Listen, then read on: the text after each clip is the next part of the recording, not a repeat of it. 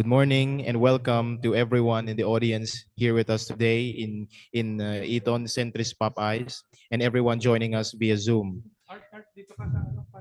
My name is Daniel Long and I will be your moderator for today's forum entitled Tarriela Moro-Moro at Scarborough Shoal, U.S. Attacks on Sara and Robinhood, Fish Sanctuary of Limits to Fishermen.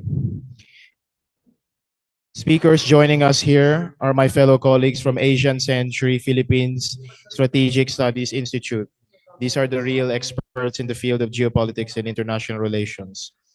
The topics that will be discussed include the recent barrier incident at Scarborough Shoal, the political attacks on Vice President Sara Duterte and Senator Robin Padilla, and the fish sanctuary in Scarborough Shoal being off limits to fishermen, both Chinese and Filipino alike.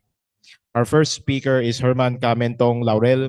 He's a Filipino columnist, writer, and geopolitics expert. He's the president of Asian Century Philippines Strategic Studies Institute. He's the host of an online YouTube show at Global Talk News Radio every Wednesdays and Sundays. Let us welcome Camentong for his opening statements. Magandang umaga po. Itong ika-30 ng Setyembre, the last day of the month. I'd like to explain a few things. First of all, the Asian Century Philippines Strategic Studies Institute, Inc. is a research group of writers, researchers, scholars. We have several doctorate candidates with us. We have a former diplomat, Pagdinawan. We have young students coming up, Daniel Long and others. We are focused on the issues of Philippine-China relationship over the centuries, not only today, and into the centuries in the future. We are trying to ensure that the Filipino public gets a balanced and accurate comprehensive picture of what is going on between the Philippines and China and Asia as a whole. The background of all this, of course, is the strategic competition between Asia and the West. The West, of course, represents the United States and the EU countries, particularly NATO, and Asia as a whole, including the Global South, that is rising from 500 years of colonialism and neocolonialism and the last century of Cold Wars. So, given that background, we called today's media briefing, not forum, because we are aware that it was called a bit late. So this is just a small group compared to our other previous forums. So we are calling it a media briefing. But our Zoom audience is regular, and of course, since our announcement was a bit late, we expect our audience in Zoom also to be a bit late in coming and joining us. The past week, the controversy is the so-called barrier the Chinese Coast Guard set up at the mouth of the Scarborough Shoal Lagoon. This is very important, the concept of the lagoon, an understanding of the lagoon, because most reports confuse and generalize the Scarborough Shoal and the lagoon as one. For example, over the past decade, there are constant reports that there is harassment of fishermen, there is denial of Filipino fishermen the fishing opportunities in the Scarborough Shoal. That is incorrect. That is not the truth. That is not factual. Every time there is an investigation of the alleged harassment of Filipino fishermen, particularly during the President Duterte's time, conducted by then spokesperson Harry Roque, twice investigated, it was found that all this alleged harassment are untrue and they are generally misunderstanding. And in the course of the investigation in 2021, conducted by Harry Roque, um, Mayor Arsenia Lim of Zambales denied that there is an harassment of fishermen in the Scarborough Shoal, as well as Commodore Balilo in that same investigation said there is no harassment, there is no denial of Filipino fishermen's opportunity to fish in Scarborough Shoal.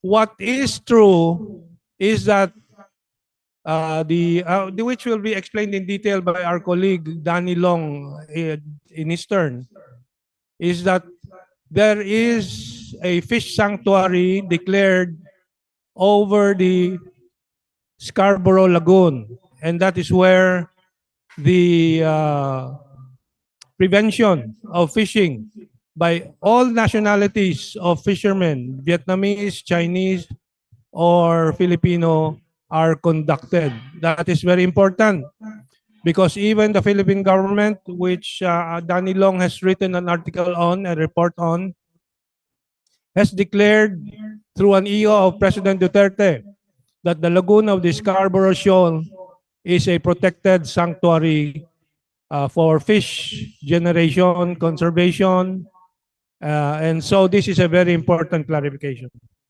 because Admiral or Commodore Tarriela has been creating that confusion, claiming that the Chinese fishermen have been preventing Filipino fishermen from fishing in Scarborough Shoal when it is just really the lagoon. We will show you the evidence of Tarriela's obfuscation of this distinction between the lagoon and Scarborough Shoal as a whole. So let me begin by the first image I prepared. Well, that's the title. Actually, I revised it now to a call. Investigate Tarriela Moro-Moro. Tarriela on September 25 tweeted that the Philippine Coast Guard successfully removes hazardous floating barrier in compliance with presidential instruction. And the evidence he has shown, and we have not seen any other evidence, are these photos that Tarriela posted on Twitter. Examine the photos. You can also examine it yourself on the internet and look at Tarriela's tweet. There is a photo of an anchor with several meters of the alleged 300-meter barrier. Where is the hundreds of meters, Mr. Tarriela? You can easily pick up a few meters of rope and an anchor and portray it as something that is connected to the 300-meter barrier, which so many pictures have shown. Look at the cutting of the rope. Where are the floaters? They show another picture, the lower right side. Lower right side. Yeah, that one. Pulling up the anchor. That's all. And up on the upper right side are a few floaters, which does not show the entire length, or at least a significant portion of the length of the floaters that we see in the full photo that stretch from eye to eye this side. No? We will show that in a while. Let's go to the next slide.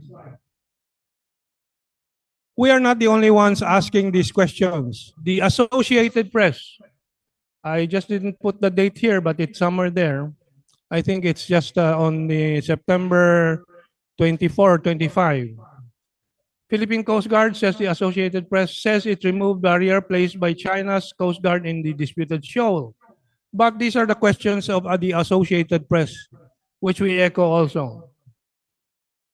The presentation of Tarriela did not provide details, such as whether the entire barrier was removed, when the operation occurred, and how Chinese Coast Guard ships, which have closely guarded the shoal for years, reacted.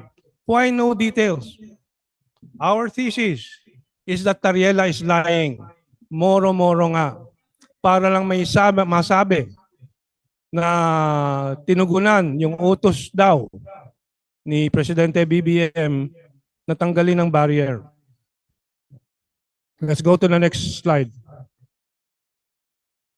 Oh, so this is the announcement by our good friend report, no?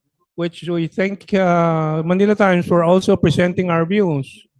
Sabi dito sa report, Manila-based Asian Century Philippines Strategic Studies Herman T. Laurel, however, questioned the veracity of the photos and videos released by the PCG. Laurel told the Manila Times that images and videos did not provide other important details and so on. No? The scarcity, quoting me, of important details of the PCG report and video of the barrier removal operation leaves too many questions unanswered, leading to doubts about the authenticity of the operation and report. So I will not go further here, no? But I did cite South China Sea Probing Initiative. Let's see the next slide.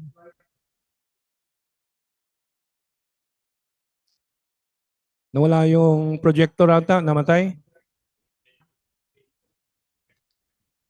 Anyway, it's shown in the Zoom. But I have to see it so I know what I'm talking about. Ano ba yun? Hintayin natin ng konti, no? All right, before we continue, I'd like to just announce that we have a raffle. You may participate. I have two from Hangzhou 2022 Asian Games official merchandise. If you would like to give this to your children. So I have two here. So please, if you want to participate in the raffle, you may do so. This is about the Asian Games being conducted now in Hangzhou. While we're waiting for the projector to be fixed.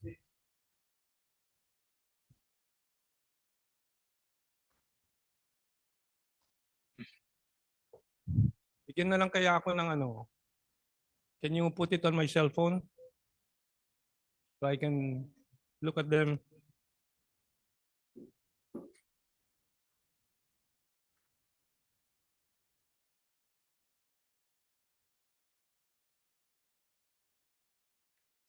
I'd just like to add something. There was a report on GMA News yesterday, and the United States has accused China of spending billions on information manipulation, or so-called. Right now, we're experiencing some technical difficulties. And I'd like to say that if that is true, then we would not be experiencing these kinds of problems. Yung plug sa ano. So it's very rich for them to say that.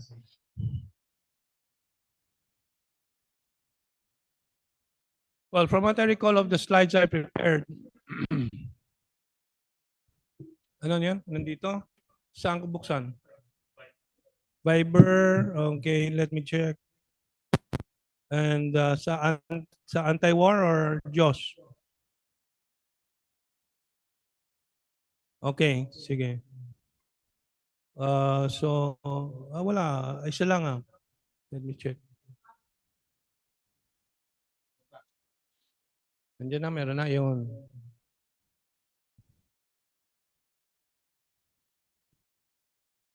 Ayun, J. Tarriela, next slide.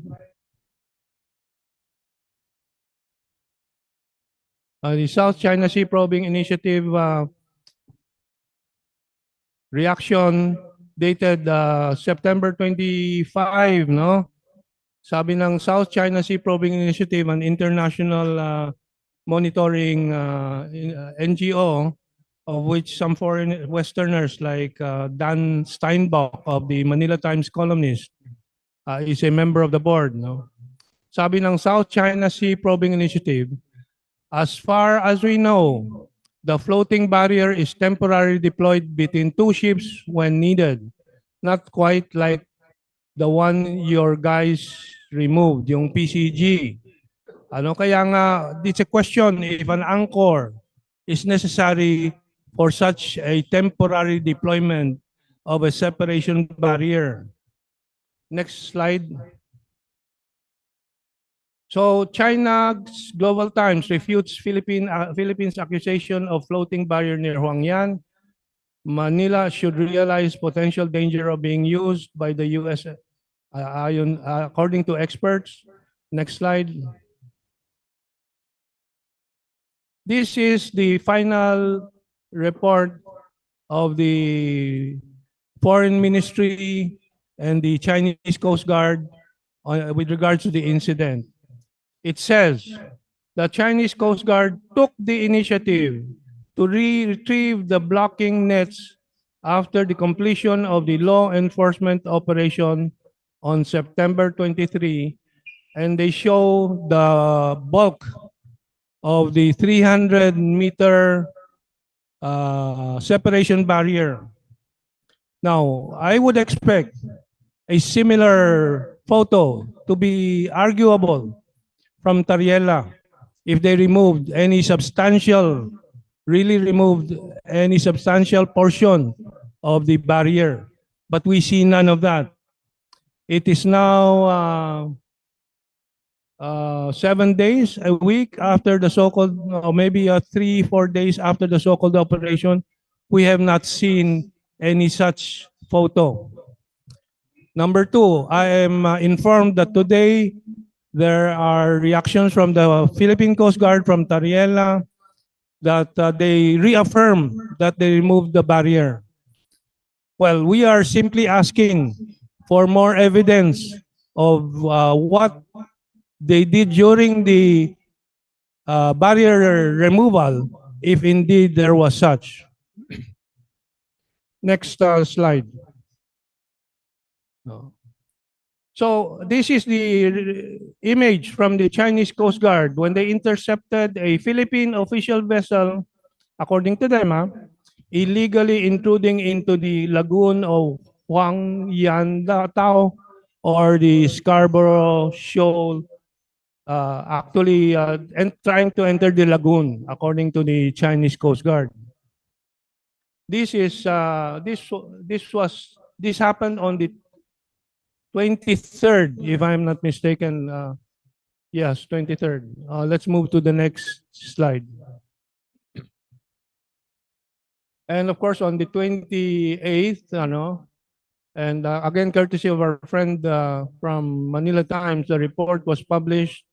The Philippines is committed to retaking the Scarborough Shoal, locally known as Bajo de Masinloc, which China has occupied since 2012. Now, this is again very important regarding the alleged harassment of Filipino fishermen, regarding the alleged obstruction of Filipino fishermen from fishing in the Scarborough Shoal.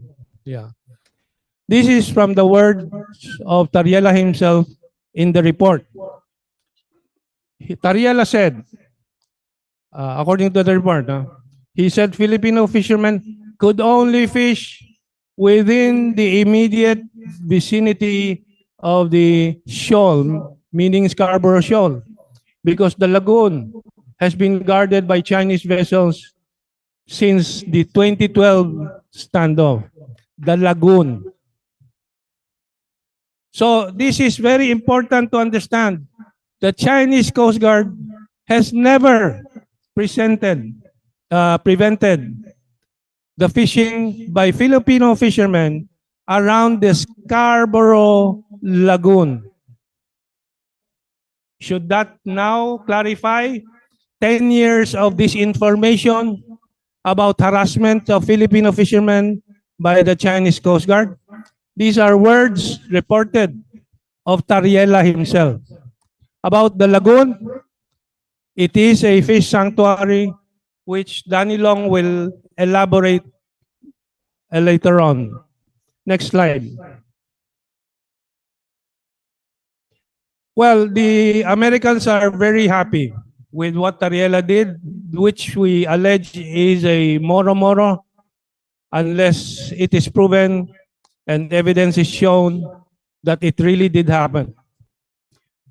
Raymond Powell of the Gordian Knot Center of Stanford University for National Security Innovations of the United States of America, an agency created and funded by the U.S. Naval Research. U.S. Naval Research. So intelligence po ito. Tuwan-tuwa kay kay Tarriela. This is Raymond Powell. Anyway, you can take a look at it at our site, Asian Century Journal. Asian Century Journal. AsianCenturyPH.com. Yan po si Raymond Powell. Remember, every time Tarriela talks, remember Raymond Powell, who is always behind Raymond Tarriela. Let's move on. Next slide. So now we hear again, the Philippines wants to file a suit versus China. Well, my friend, Justice Secretary Remulla has been announcing this. Executive Secretary Bersamin has been announcing this. But, well, let's go to the next slide. Well, this is regarding the coral decimation in the areas or the waters around the Philippines. I wrote an article entitled Coral Demise, Government of the Philippines, Philippine Coast Guard, AFP, in particular, the Navy, is at fault in the coral decimation. Again, Danny Long will elaborate on it later on. Because this problem of dynamite fishing, cyanide fishing, has been there since the time of Ferdinand Edralin Marcos Sr. I personally have very many encounters with dynamite and cyanide fishermen in Bataan when I was administrator of the Philippine Refugee Processing Center, and we had an outreach program in Morong, Bataan, in the seas around and coast around Morong, Bataan. But that's another story. Let's move on to the next slide.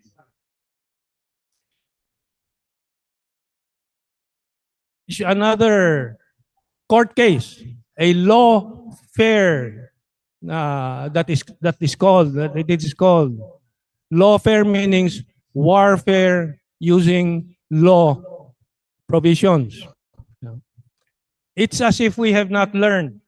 After 10 years of the initiation, filing, and so-called awarding of the arbitration case, my paper will state the question.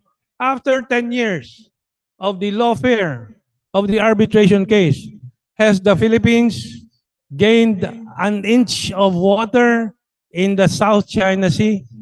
It has remained the same. What Marcos Sr. established in the Kalayaan Islands is the only thing the Philippines has to hang on in order to be part of the discussion over the disputed claims of 6 countries in the South China Sea. Nothing new has been added, but we have had a deluge, a tsunami of saliva from our Department of Affairs, Department of Foreign Affairs. We have Senator Bato, the past day, declaring that he is so tired of the diplomatic protests that produce nothing.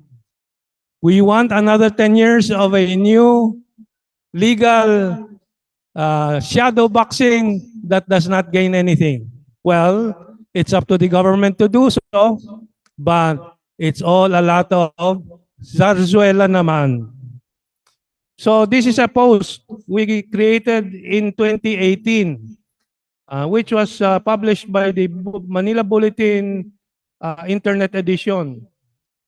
Sabi ni US lawyer, writer, head of the legal panel of the Philippines, this is of course satire. No?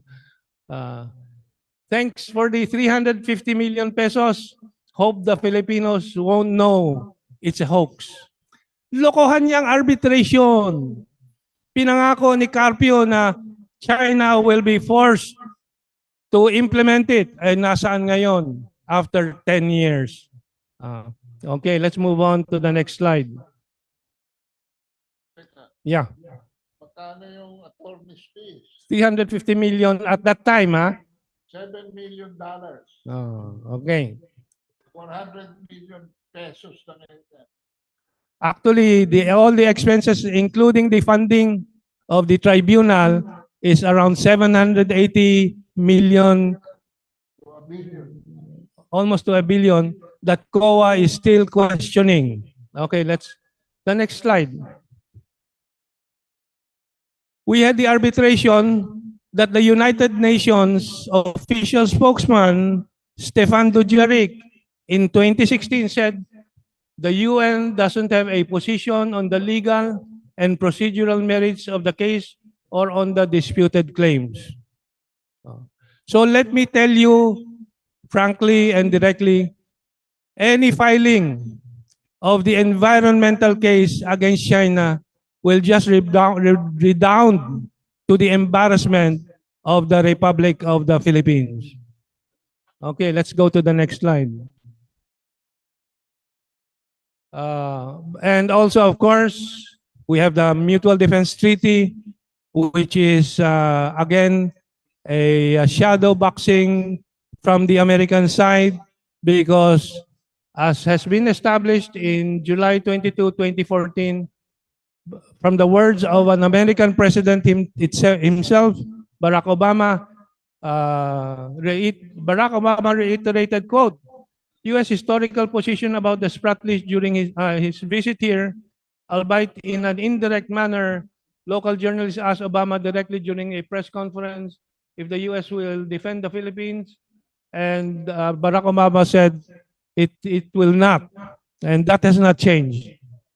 You can again check this on our website. Okay, let's move on to the next slide. Now, Philippine President Ferdinand Marcos Jr. is taking the fight more directly to Beijing in a move that could force the U.S. to make some tough choices. This is from the South China Sea Probing Initiative. What is the message of China here? It is a move. What the BBM is doing is a move that could force the U.S. to make some tough choices. It took me some time to figure out this cryptic message from China. But this is my conclusion. The United States is currently de-escalating its tensions with China because the Americans realize they have lost the Ukraine war. The Americans have realized they are on the brink of a major recession come 2024. They have been watching China unload U.S. Treasury bills. Over 20 Rand Corporation war exercises in Asia against China have resulted in one conclusion. The U.S. cannot win a war against China in the Asian region. That is why you had the visit of Janet Yellen to China. You have the visit of Antony Blinken, and so on and so forth. So what this message is that it's going to force the U.S. to either back up its pledge to the Philippines or not. And I hope the Filipinos, we learn from what is happening in Ukraine. Zelensky is already being dropped by the Americans, with the Americans demanding elections in Ukraine, which is a soft way of easing Zelensky out. If PBBM wants to face the same situation, go ahead. He is uh, free to hang himself. Any other slide? Okay. On the other hand, cooperation which President Duterte conducted during his 6-year term is continuing to be offered by China. In a very recent report, the Philippines and Fujian province of China signed 24 joint projects, pledges at this time, but the pledges of China we have seen, and the next slide, we have seen produce the Binondo Intramuros Bridge, the Estrada, the Makati one, Pantaleon Bridge. Well, anyway, you know the one in Rockwell, no, the bridge. Next slide. I think the next slide is the Philippines, China signed 350 million loan deal for Samal Davao Bridge. Is there another slide? No more. Okay. Well, I can still remind people of the Chico River Irrigation Dam project of China, which increased the productivity of 10,000 rice farmers. I can remind the public today the peril of having the Bicol Express canceled, the revival of the Bicol Express canceled, and so many other projects. I think the choice is simple for the nation to make. We need economic development, not moro-moro war, games, misadventures.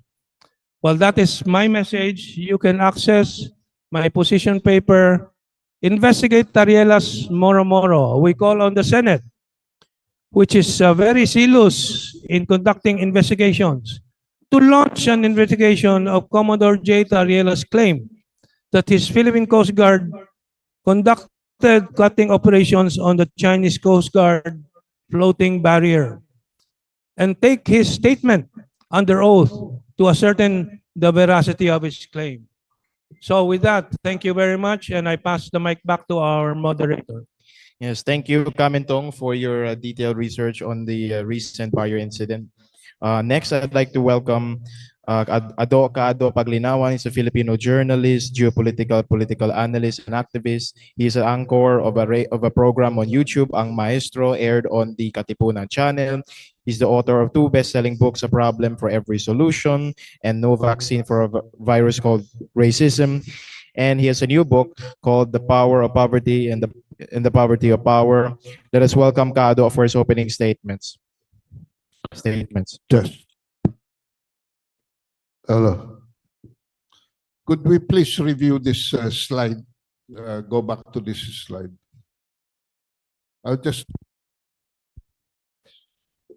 I'd just like to emphasize what Kamentong was saying about the nature of the barrier.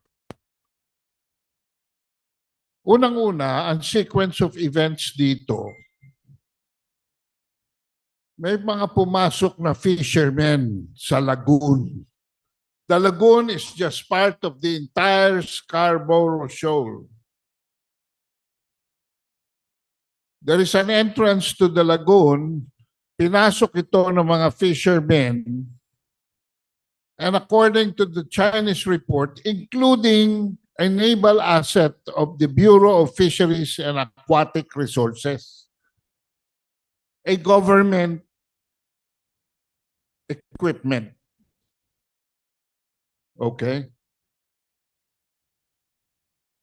So ang ginawa, pinakita kanina yung mga Coast Guard, dinadrive away yung mga pumasok. Alright? Scenario number 2. Nung umalis na sila, saka in-install yung net. Alright? And from what you can see here, if you look very closely,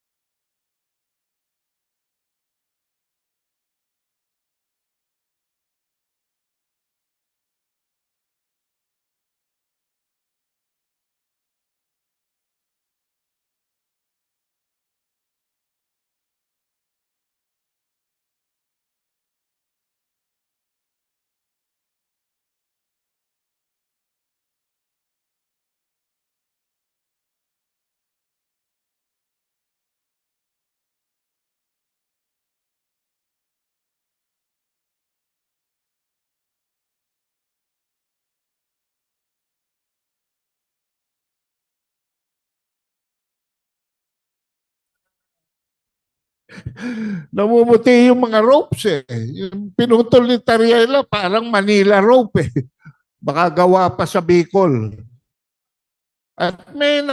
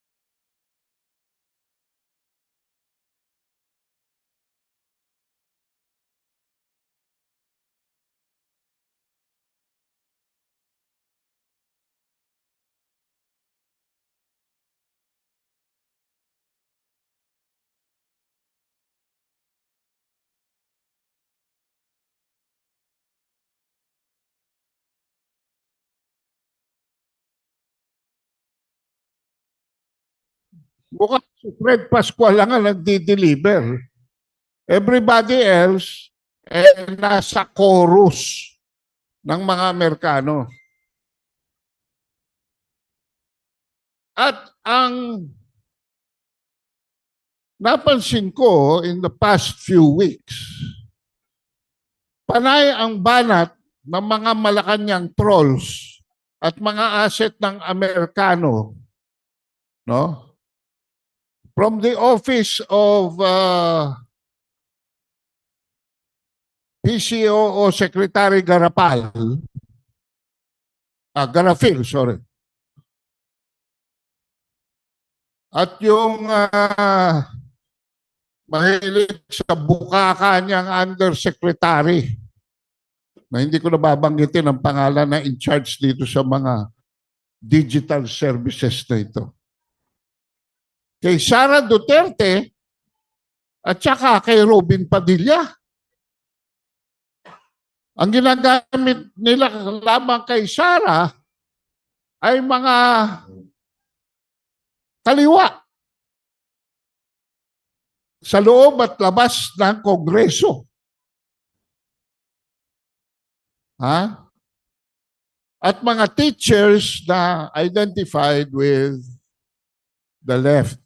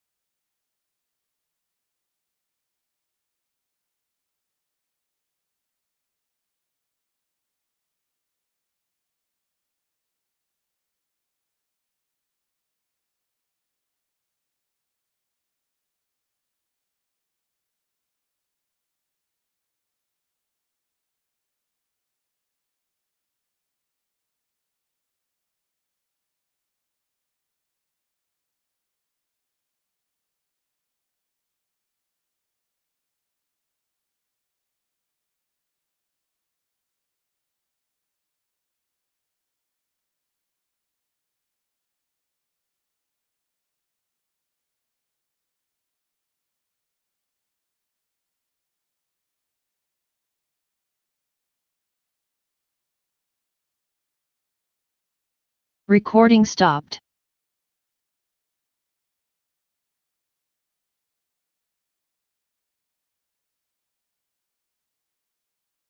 Forces are to be commanded by the Central Military Commission Recording in progress. or theater of command authorized by... Kasi gera na eh. Pwede ko bang papatrolya dyan na kung saan dagat na may gera na nga. Oh. Masyado tayong legalistic and judgmental. What really is important is the function. The Chinese Coast Guard exercises maritime protection and law enforcement in the seas.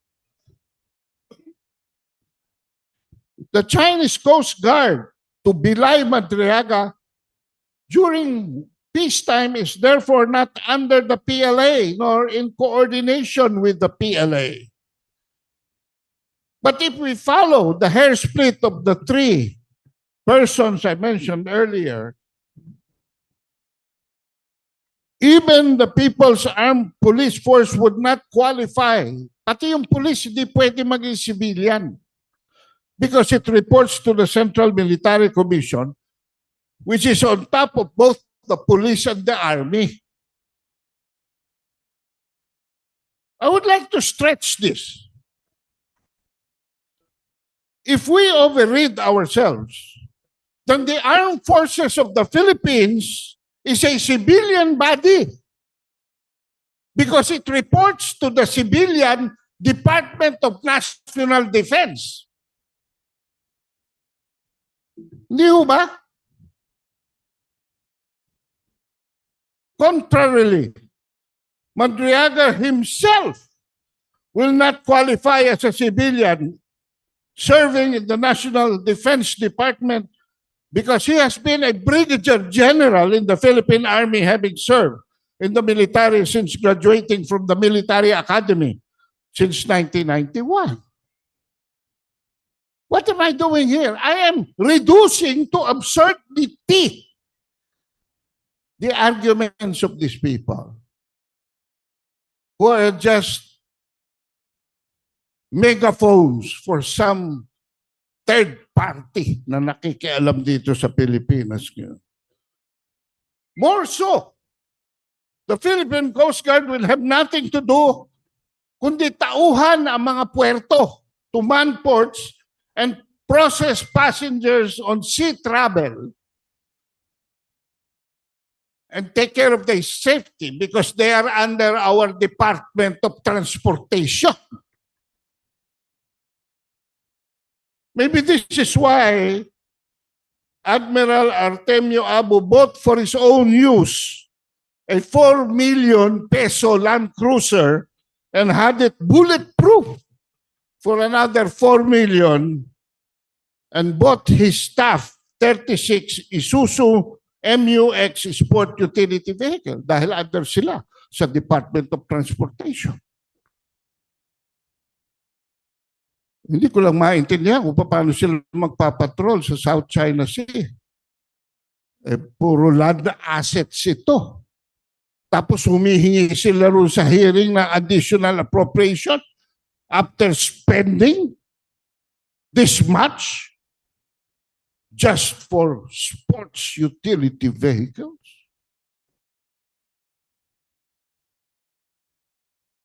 Hindi ba dapat mag-Port Pierre na lang kayo? Kulang na nga kayo sa barko eh. O Toyota Tamaraw. This is why, using this argumentation, I cannot blame former NSA Ronald Llamas coming to the rescue of Risa Hontiveros attacking Padilla on social media as interviewed by another megaphone, Richard Haydarian. Even if she has long denied that they are a couple. Kasi kung ibabase natin sa kung sino nagsasalita at hindi doon sa sinasabi nila, nakabalito na. Aba, ay di lahat na sinasabi ni Bongbong Marcos should be biblical truth. This is also why I cannot fault Senate President Mig Subiri for meeting in Washington, D.C. Victoria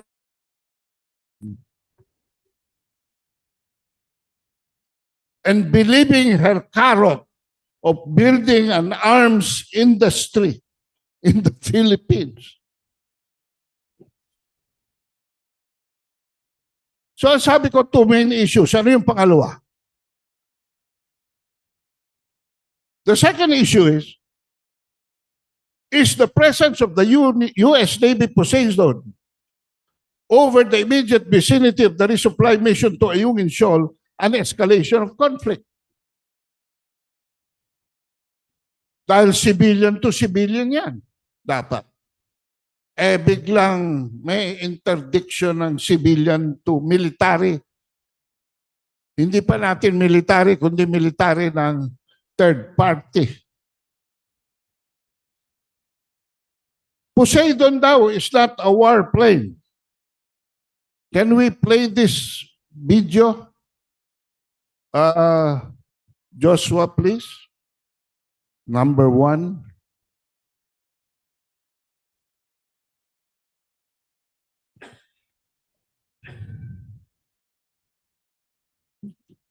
And he was, just play it. Ako na lang ang mag-adjust. And he was supported by a self-proclaimed expert, J. Batumbakal. Huh? Audio, please.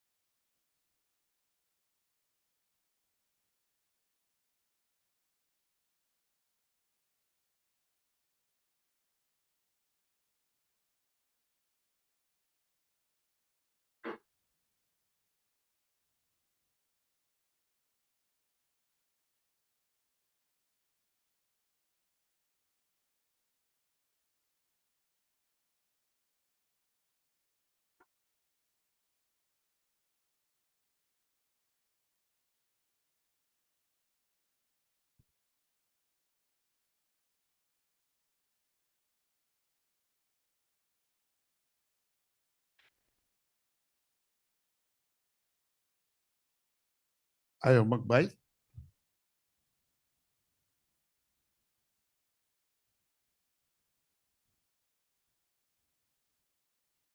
Well, anyway, this report just says that Senator Francis Tolentino said that Poseidon is not a warplane. Okay?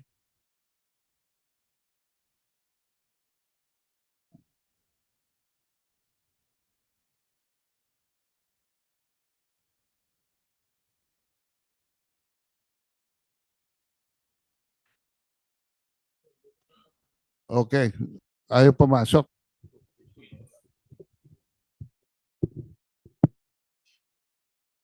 Okay.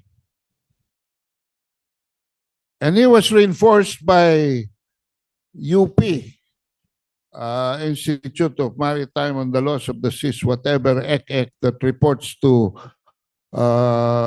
eventually to Washington, D.C.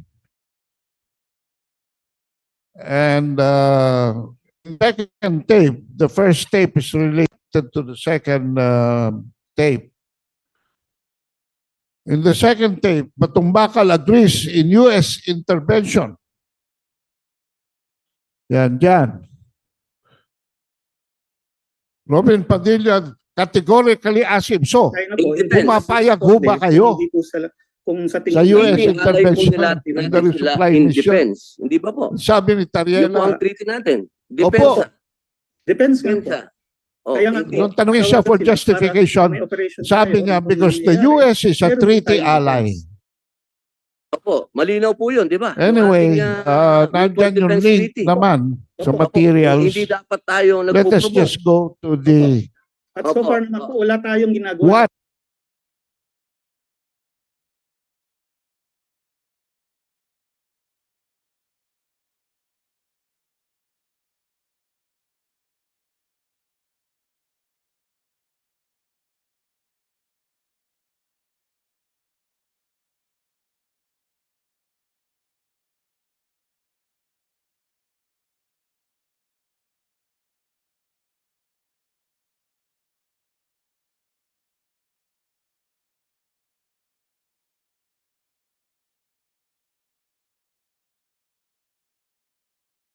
Mark 54 torpedoes, naval mines, Harpoon anti-ship missiles, Islam ERs, radar-guided air-launched missiles, and depth charges.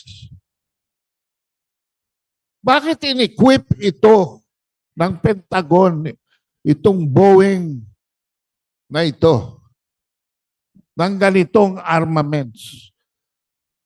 Because in addition to intelligence gathering from the air, anti-submarine combatant po itong Poseidon. Ibig sabihin, pag nakita na niyang ganon, hindi na siya tatawag sa iba, eroplano o barko, para upakan yung submarino. Kaya na niya na mag-drop ng mga depth charges, naval mines, and radar-guided from the air launch missiles and Harpoon anti-ship missiles and torpedoes. Hindi ko na pakakahabain yan. So sa debate sa Kongreso, sa Senado, sino ang nanalo? Next slide, please. Ang nanalo po is Robin Padilla. Because the President's decision defined the foreign policy that the Philippines will push for a non-military solution to de-escalate the tension surrounding the Yungin supply mission. Order po yan ni President Bongbong Marcos, effectively civilianizing the approaches to the South China Sea. So anyway, I will elaborate further on related topics and go to my last slide at the end of this presentation. But it was unfortunate, if I may add, that J. Batumbakal is relying on the Mutual Defense Treaty to back up the Philippine Coast Guard. Ang layo.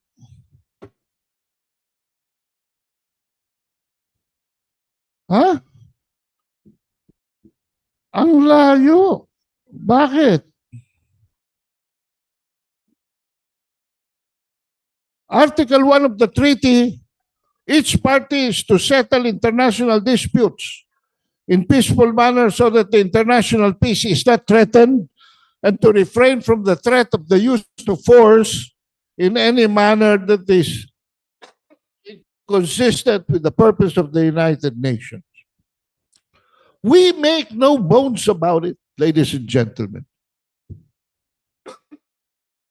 The insertion of our armed forces and a foreign war plane in our present South China Sea dispute is an act of war that we provoke.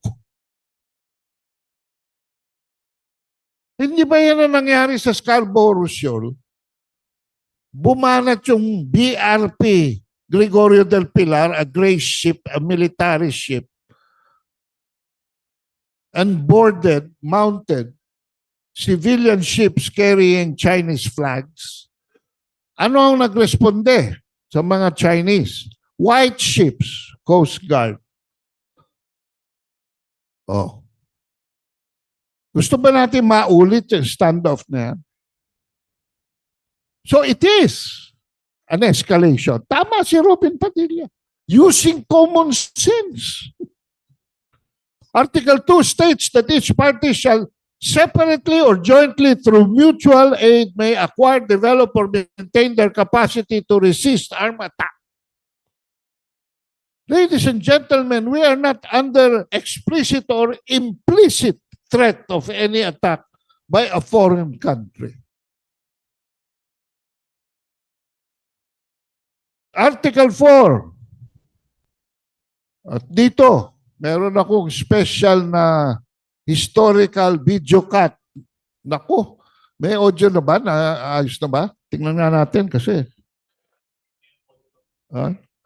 Article 4 states that an attack on either party will be acted upon in accordance with their constitutional processes, and that any armed attack on either party will be brought to the attention of the United Nations for immediate action. The treaty does not have, according to Sasot Rogando, it does not have a provision on automaticity. The participation of the United States will have to be determined by a declaration of war by its Congress. So pwede ba nating, may audio na ba siya?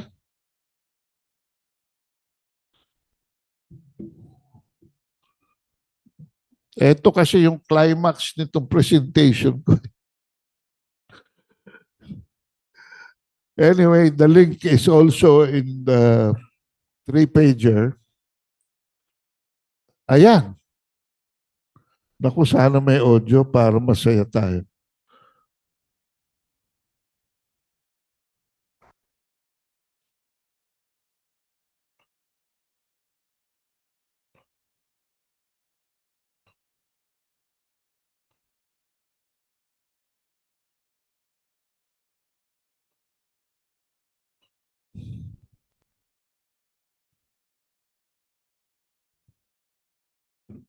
Ayaw talaga?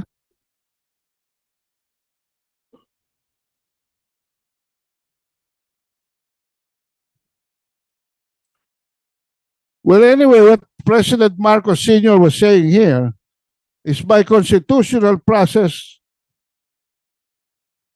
What does that mean? It means you will bring it to your Congress for the passage of a law. What does that mean? Sabi niya, that means delay. What does that mean? That means that you will be debating about it here in Washington, D.C., while we are already dying over there. Walang automaticity. Pangalawa, there is no common definition of terms. Lagi nilang pinapangalandakan ang ating claim that is based on sovereign rights versus China's claim for sovereignty.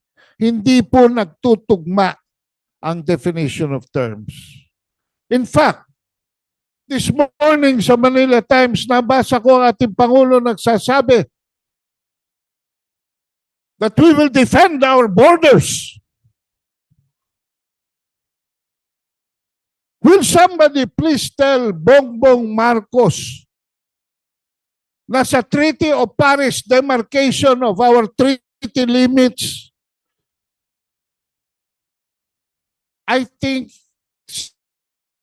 6 to 8 nautical miles nasa labas ng treaty limits natin ang Panakot, Panatag, or Scarborough Shoal. So when he says, we will defend our borders, ano ang ibig niya sabihin? Yung borders ng Pilipinas sa Treaty of Paris? O yung border ng China po proteksyon niya on the basis of historical claims ng China? Wala yatang geography sa Oxford. Huh? Because in this respect, the Philippine sovereign rights cannot protrude China's sovereign territorial seas Recording without stopped. China agreeing to it. Article 5 ng Mutual Defense Treaty. The attack and its purpose, which includes all attacks by hostile power, will be held as an attack on a metropolitan area by both parties or on an island territory under its jurisdiction,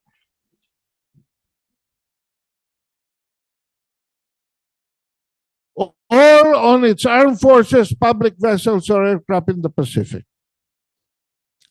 We have a problem here because our metropolitan area and island territories are those within limits stipulated by the Treaty of Paris.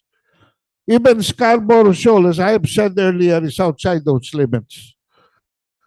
Even the Kalayaan Island Group was not accepted as an archipelago or classified as a regime of islands by these arbitral awards. Yung award na pinagmamalaki natin, victory natin sa buong mundo, which is really a toilet paper. Our claim is on the basis of sovereign rights, not sovereignty. Pati sa application ng UNCLOS, selective sila kung ano lang ang pabor sa kanilang mga vested agenda. Pati sa interpretation ng arbitral ruling, selective din sila. Katulad ngayon, kine-claim na nila na territory natin ang Scarborough Shoal. When the arbitral ruling itself said, sinuli ba ng arbitral ruling sa Pilipinas yan? Hindi. Binigay ba yan sa China? Hindi. Eh kanino raw yan? Traditional fishing ground of many nations. So ano yung sinasabi ni Tarriela na by hook or by crook, i-recover natin ang Scarborough Shoal. Ano ka na? J. Dalawang J ito eh. J Batumbakal at saka J Tarriela eh. Excuse me. I will end my presentation at this point and give Danny his time. And later on, pag naayos na yung audio, I will just say my closing remarks. Thank you. Thank you. Thank you, Kado. We thank you for your insights and unmasking the hair splitting regarding the nature of the Coast Guard. But before I move on to my presentation, I'd like to ask our audience in Zoom, if you have any questions, please ask them. We will read them and we'll try our best. The panel here will try our best to answer. As Kamentong mentioned, I have written an article last week on the Scarborough incident, and I'd like to give a full picture and elaborate on the details. So if you want to read the article, you can visit our website, Asian Century PH, that's asiancenturyph.com, entitled BBM and China are right to do fishing bans, quote unquote, fishing bans in Scarborough Shoal. After the incident a few days ago, Justice Carpio announced that he gave an interview where he said that no one country can regulate fishing in Scarborough Shoal. However, there is more to the story. To borrow a phrase from the president, this is yet another gray area. The media's narrative that the livelihood of Filipino fishermen is being threatened is false, because the armed forces of the Philippines had already clarified on September 10, 2023, that Filipino fishermen are still able to fish in Scarborough Shoal. Recording in Shown by progress. Kamentong earlier, for 10 years, we need to make a distinction between the shoal itself and the lagoon inside the shoal.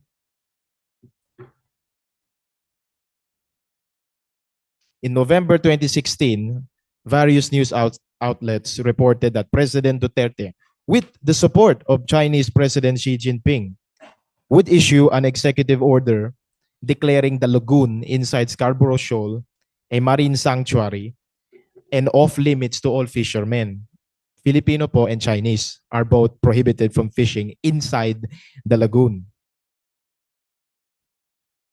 Manila Bulletin reported on September 23, 2023, that President Marcos advised Filipino fishermen in Camarines Sur to, quote, avoid breeding areas. Filipino fishermen in Scarborough Shoal should also heed the President's advice. According to Wesley Rosario, Chief of the National Integrated Fisheries Technology Development Center, Scarborough Shoal is a perfect breeding ground because it is a coral reef with the smaller fish residing in the lagoon and breeding. That is where the fish procreate. It is in the mutual interest of the Philippines and China to protect the lagoon in Scarborough Shoal, where fish gather and breed, to prevent overfishing and economic loss. The 2016 Arbitral Award, specifically paragraph 805, you may check it out for yourselves, concluded that the Scarborough Shoal is a traditional fishing ground for Filipinos, Chinese, Taiwanese, and Vietnamese, various nationalities. In fact, Justice Carpio described the Scarborough Shoal as something like a condominium. A condominium in international law is an area where multiple sovereign powers exercise their rights. While the Scarborough Shoal is within the 200 nautical mile limit of exclusive economic zone granted to the Philippines under UNCLOS, it's 119 nautical miles from the baseline, the Permanent Court of Arbitration concluded that no one country had sovereign rights, which is fishing rights, to the Scarborough Shoal. It is therefore inaccurate, and I would address this even to the President. If you uphold the arbitral award, you cannot claim that Scarborough Shoal is truly part of the Philippines' exclusive economic zone. In addition to this, paragraph 809 of the award also stated that traditional fishing rights in the Scarborough Shoal, quote, are not absolute or impervious to regulation. It added that, quote, careful regulation of traditional fishing may be necessary to restrict environmentally harmful practices. And, quote, reasonable regulation does not violate customary international law. There's two kinds of international law po. UNCLOS is not the only form of international law. Customary international law is international law which has been agreed by various countries throughout time, throughout history. Doesn't mean that prior to UNCLOS, which was ratified in 1980s, in the late 20th century, that is the only forms the only basis of international law. So it is inaccurate for various Philippine government officials and media outlets to suggest that the barrier itself would constitute a violation of international law. I would say both the Philippine and Chinese governments have a duty to regulate traditional fishing rights in Scarborough Shoal, since both countries would benefit from a healthy fishing environment. At saka po, in the narrative that the barrier was designed to specifically target and prohibit Filipino fishermen, benefit of China, would not make sense. Wouldn't the barrier also block their own fishermen from fishing in the area? In this regard, the rights of the fishermen must be subordinated to the maritime common good. That is not oppression.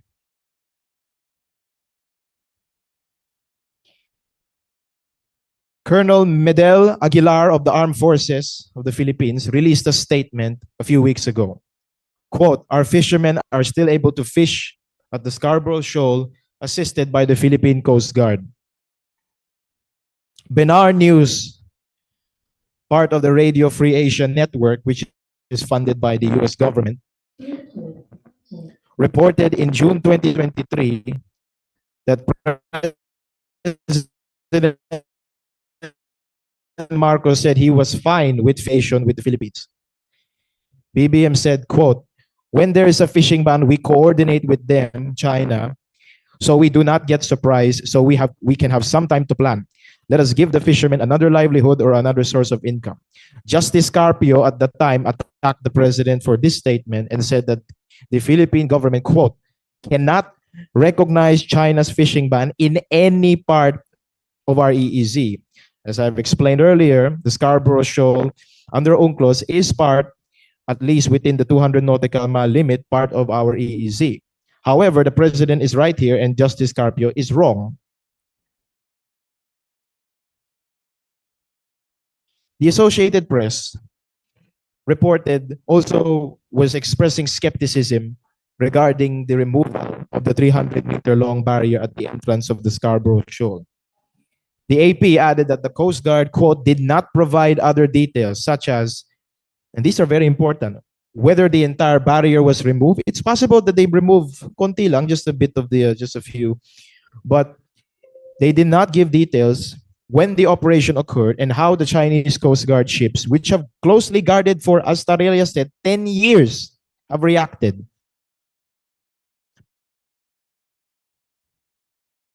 Philippine mainstream media and government officials were, of course, very quick to paint China as the aggressor, bullying our fishermen, and that they had violated international law. But as we have shown, as I've shown you, not all fishing bans have a malicious intent to discriminate or prohibit the livelihood of fishermen. Avoid breeding areas. That is what the president said in his in his appeal to Camarines Sur fishermen. And I think that principle should guide everyone, including the fishermen at Scarborough Shoal. Hindi naman na you're not being, the Filipino fishermen are not being blocked from fishing outside of the lagoon. They have been unmolested for 10 years. If, as Kamentong mentioned earlier, if mayroon man investigation, it was found that miscommunication lang or misunderstanding. So, to conclude, President Duterte in 2016, with the support of Chinese President Xi Jinping, had declared the lagoon inside Scarborough Shoal a marine sanctuary and off limits to all fishermen. My question to the press and various government officials is this: since you are labeling people traitors and spreading disinformation of this incident, is the president, the former President Duterte and President Marcos, prohibiting the livelihood of the fishermen by saying they should not fish in breeding areas such as the lagoon in Scarborough Shoal? Or is it that you are not giving the other side of the story and the full context of the situation? Thank you.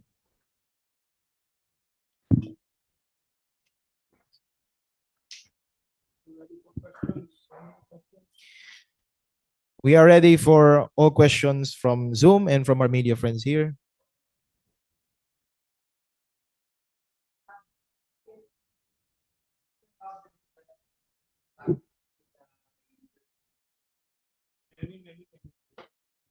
We have a question here from our colleague here from Manila Times, from Mr. Franco Jose. Go ahead po. Are there boundaries that were determined sa executive order ni Duterte and China in particular? The lagoon po inside the Scarborough Shoal, yun lang po. May boundaries kasi the Philippine Coast Guard is asking for clearer directions from the government authorities with regards to the boundaries that would be placed to where fishing bans.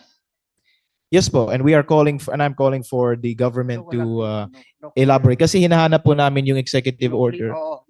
Walang pong clear boundary, pero what is clear po is that the lagoon itself, which is kung yung meron ng mga maliit na isda breeding, that is where the location, where the boundaries would begin. I'd like to give to Kamentong to elaborate. Well, we don't have exact coordinates expressed in any document that we have seen, but it is very clear that all sides recognize that there is a north and south entrance to the lagoon. That's we see that in almost all depiction of the situations in the Scarborough Shoal Lagoon. But I am sure the maritime experts would have we can explore that. We can check on that. But there it's clearly demarcated by the reef structure. So that's all that we can provide right now. That's why both the Chinese Coast Guard and even Tarriela recognize that there is a lagoon, and there is a area or vicinity outside the lagoon. Thank you. So the fishing ban being implemented by China is seasonal ba or all year round? There is a South China Sea seasonal ban of the Chinese It also covers authorities. No? Scarborough. That is, I think, from August to I'm not exactly sure, but more or less August to somewhere around March, April the next year. I'm not sure, but there is that uh, ban fishing moratorium for Chinese vessels, For Chinese Chinese. fishing Okay. vessels. They've never imposed it on Vietnamese or Filipino fishing operations. So that has been repeated several times in the past. No? Anyway, yeah, you can. There is a question here po from Net25, Erlo Brinigas on the Zoom.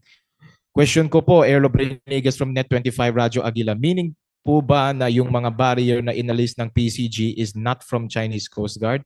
Second question, do you think this is part of something fishy para mapasama image po ng BBM to China? Thank you po. Well, I'd like to give a short comment lang po. Wala pong earlier, wala pong quote or any that si Bongbong nag-utos ng ano. Pero lately, yesterday, he came out and said na he said he did not say give details pero he agreed with the removal of the barrier. Well, in the past days, I've been saying that I have not seen or read a direct quote from Bongbong Marcos about the removal of the barrier until until yesterday. Now, I bring the question from Bringas. Yeah, Kaado, ano? Yung pong order ng presidente ay sa dyaryo lang po lumabas. Salita, wala kaming nakikita. So, maaari po bang mag-present si Commodore Tarriela at PCG ng order ng presidente? Dahil yung second part po ng question ay hindi maganda, no? Para ba ito mapasama image ni PBBM sa China? Well, I cannot guess on that, no? Kung yan ay ginawa ni Tarriela, the closer motivation I would think is lumabas sila ron dahil mayroon silang sinumbong sa presidente, kailangan may dalhin sila pabalik. Yun ang logical. Wala na silang madadalang pabalik dahil tapos na yung barrier. Pinold na ng China. Saan ko kinuha yun? Sa statement ng Foreign Ministry ng China na hindi naman permanent yung nilagay nilang barrier. Alam niyo, marami na akong barrier na nakita niyan. Lalo na sa mga beaches. Kung saan lang yung beaching area. Pero walang net. Marker lang.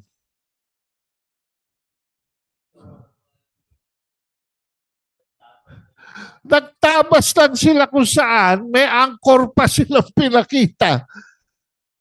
Samantalang as I crudely illustrated kanina, kumbaga ito yung barrier, no? Magkabila po niyan nakakabit doon sa dalawang ship. Ang latag po niyan, pupwesto yung isa maglalatad pag ano. Tapos igagano nyo, nakamay-pwesto. Sa ibabaw niyan, may mga floaters. Pero dito, kita ho, may net eh. Ang pinapakita lang ni Tarriela, lubid at saka angkor. Wala siyang papakitang net, wala siyang mapakitang bola. Baka nambobola lang siya.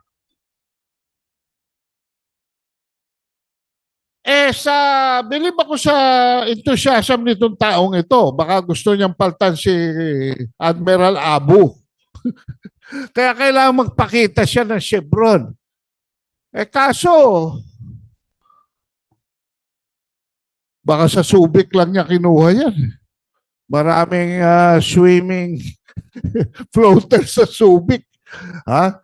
Sa sa All Hands Beach ng Subic.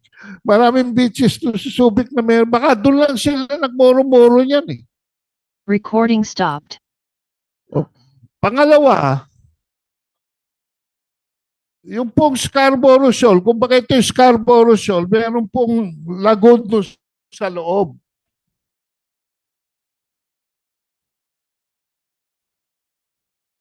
No?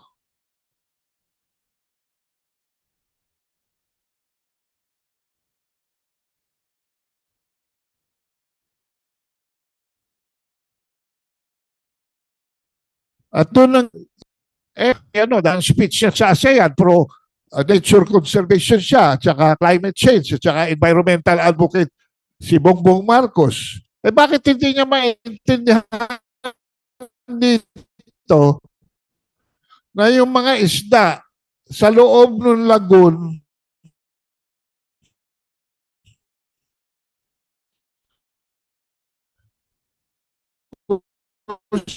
saan sila nangingitlog at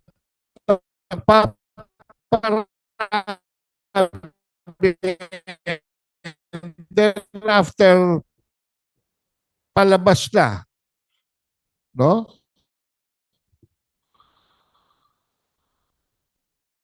Saka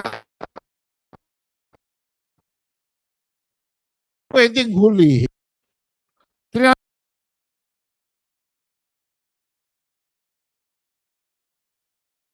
Pareho tayo walang huhulihin dito sa labas.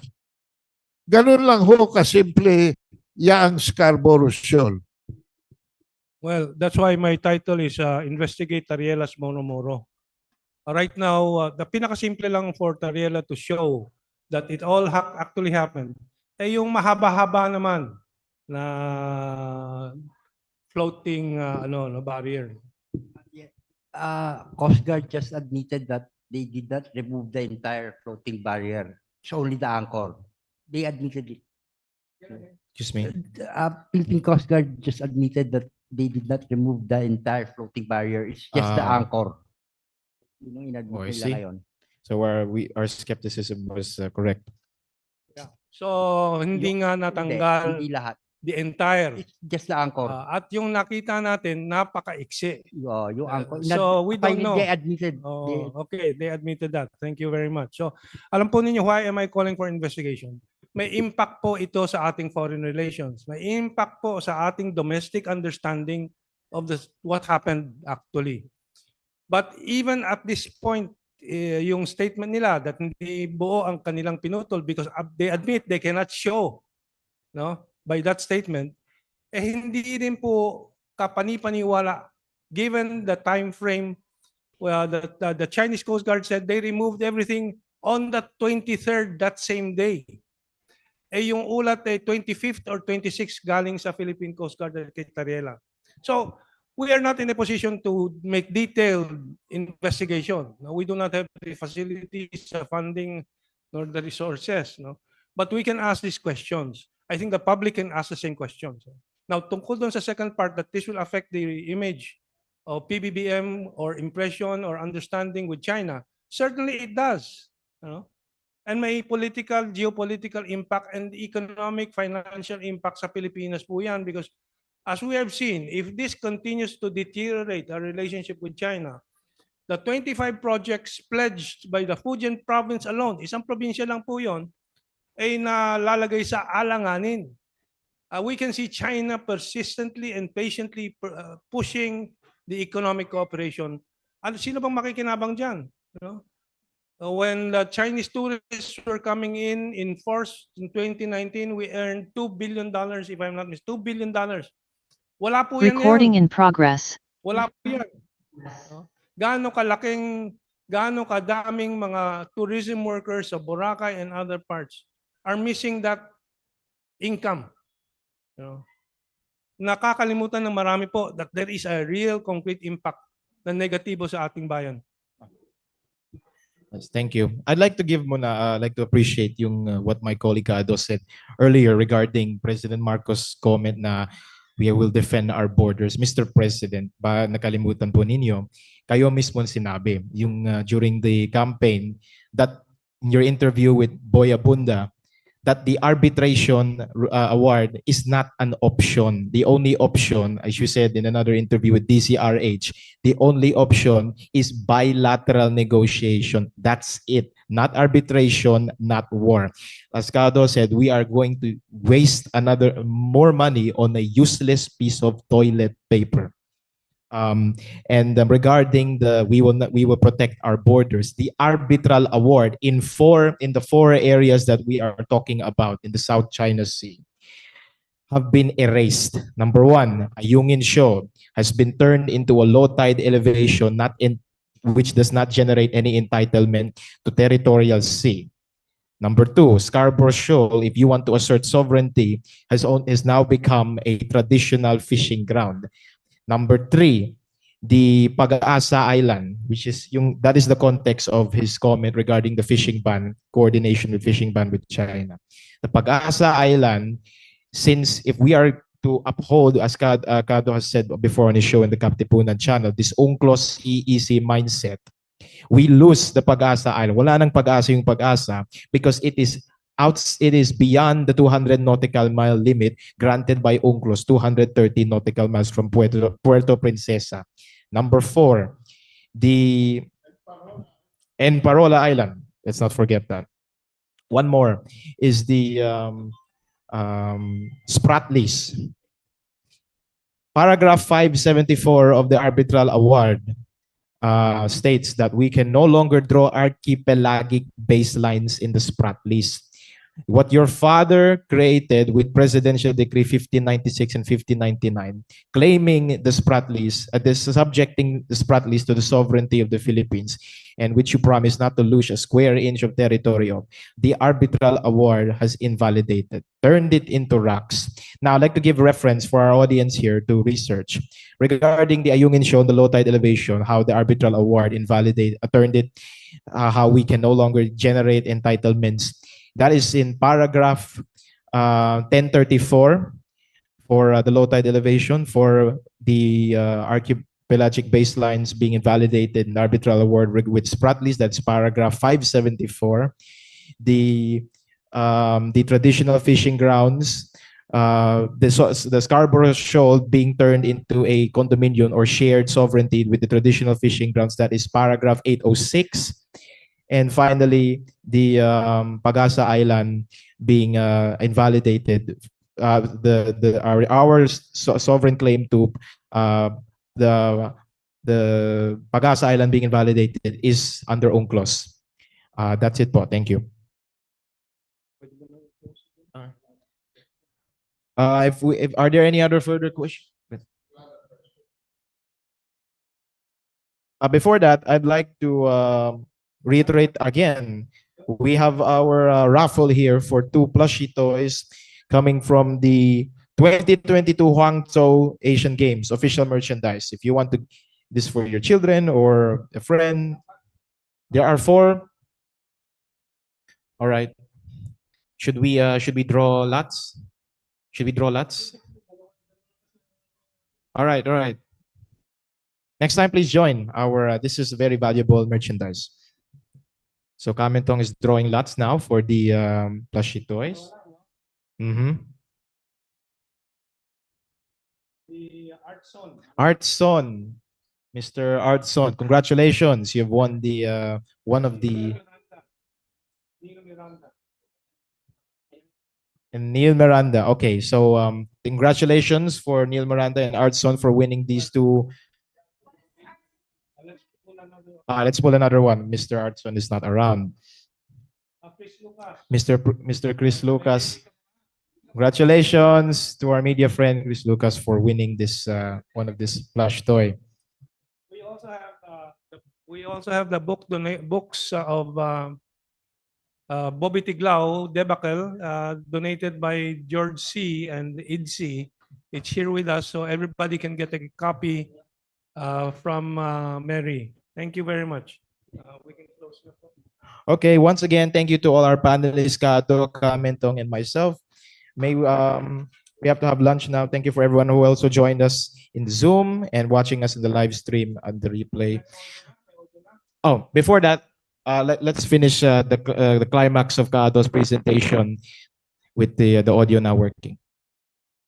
The United States is not necessarily bound to immediately react because the provision of the Mutual Defense Pact is that you will immediately take steps as is necessary to meet the contingency in accordance with your constitutional processes. What does that mean? That means that you go to the Senate and the House of Representatives.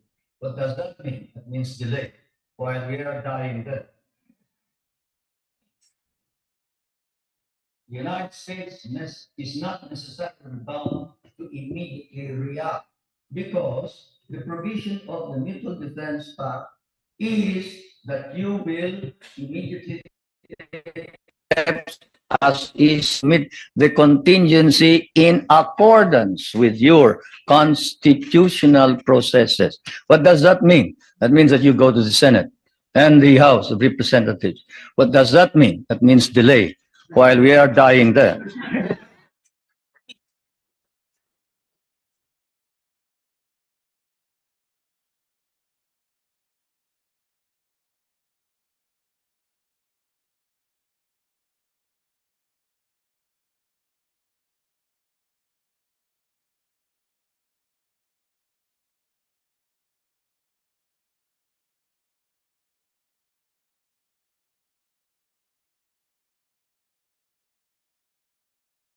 Balls na hindi pa naaayos. Yeah. Yeah, what Ado Paglinawan is explaining is that we will have a regular weekly forum like this, Zoom for the public, and especially for the media, online media, especially because I think there are too many concepts and too many issues that is not regularly tackled that has made our public myopic about these issues, and we're here to expand the horizon of our understanding of all these issues. Maraming salamat po. Thank you very much again to all our panelists and everyone joining us via Zoom. Our audience, please, if you have time, visit us here. We are open to all questions in the Popeye Centris here. Thank you for hosting us. Thank you very much to everyone. Have a blessed day.